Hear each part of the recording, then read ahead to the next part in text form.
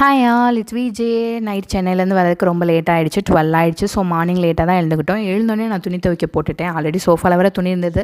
சரி, இதையும் சேர்த்து மடிச்சிக்கலாம். ஏன்னா எனக்கு அழுக்கு துணி கிடந்தாலே ரொம்ப டென்ஷன் ஆகும். அம்மா வந்து 2 நாளாக வெளியே போயிட்டு வந்தனால வீட்டிலேயே எனக்கு சமைச்சுன்னு சொன்னாங்க. சரி ஓகே அப்படின்ட்டு தோசை வாங்கிட்டு வர சொல்லி தோசை ஊற்றியாச்சு. மதியத்துக்கு வெறும் தயிர் சோறு தான் பிளான் பண்ணியிருந்தோம். ஏன்னா ட்ரெயின் அங்கங்கே அலைஞ்சிருந்த ஹீட்டுனால குளிர்ச்சியாக சாப்பிட்லான்னு சொல்லிட்டு தயிர் தான் பிளான் பண்ணியிருந்தேன். அம்மா எப்போவுமே வந்து சாதா தோசை சாப்பிடவே மாட்டாங்க.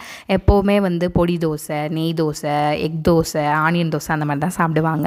ஒரு நேரம் கடுப்பாக தான் இருக்கும். பட் என்ன பண்ணுறது, அவங்க தான் சூப்பரான சட்னி அரைச்சி தரனால அதை நான் கண்டுக்க மாட்டேன். சட்னி சூப்பராக இருந்தது, நிலக்கடலை சட்னி. அண்ட் சாப்பிட்டுட்டு ஒரு கொஞ்சம் ரெஸ்ட் எடுத்தோம். அம்மா எனக்காக நிறைய ஐஸ் கட்டி போட்டு வாட்டர்மெலன் ஜூஸ் செஞ்சு கொடுத்தாங்க. நல்லா குடிச்சிட்டு மதியம் சாப்பாடும் சாப்பிட்டுட்டு தூங்கியாச்சு. அன்றைக்கி ஃபுல்லாக ரெஸ்ட்டு தான் எடுத்தோம். ஏன்னா ரொம்ப டயர்டாக இருந்தது அந்த ட்ரெயினில் வந்தது.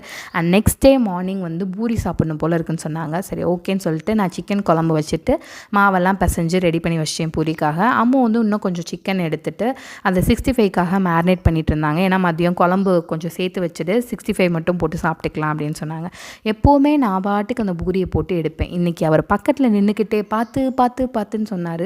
அவர் சொன்னனாலே என்னன்னு தெரியல, எனக்கு எண்ணெய் ஃபுல்லாக பூரி எண்ணெய்க்குள்ளேயே விழுந்து தெரிச்சு, கை கண்ணம் கழுத்து ஃபுல்லாக எண்ணெய் தெரிச்சிருச்சு. நானே அந்த எரிச்சலில் கடுப்பில் நின்றுட்டு இருந்தேன். அவர் ஒரு டயலாக் சொன்னார் பாருங்கள், இதுக்குத்தான் புருஷன் சொன்னால் கேட்கணுன்னு. எனக்கு செம்ம கடுப்பாயிடுச்சு. பேசாமல் போங்க அங்கிட்டு அப்படின்னு சொல்லிட்டு விட்டாச்சு. ஆனால் என்ன கை இதெல்லாம் பட்டது ரொம்ப எரிச்சலாக இருந்தது. அண்ட் குட்டிப்பாக்கு ஊர்லேருந்து வந்ததுலேருந்து ஸ்கூலுக்கு அனுப்பல, 2 நாள் லீவ் போட்டுட்டேன். அவனுக்கு வேறு ஹாஃப் டே ஃபுல் டேன்னு வச்சுருக்காங்க. எப்படி அட்ஜஸ்ட் பண்ண போகிறான்னு தெரில. இதெல்லாம் நினச்சாலே பயங்கர கடுப்பாக இருக்குது. பார்க்கலாம். Tata bye by.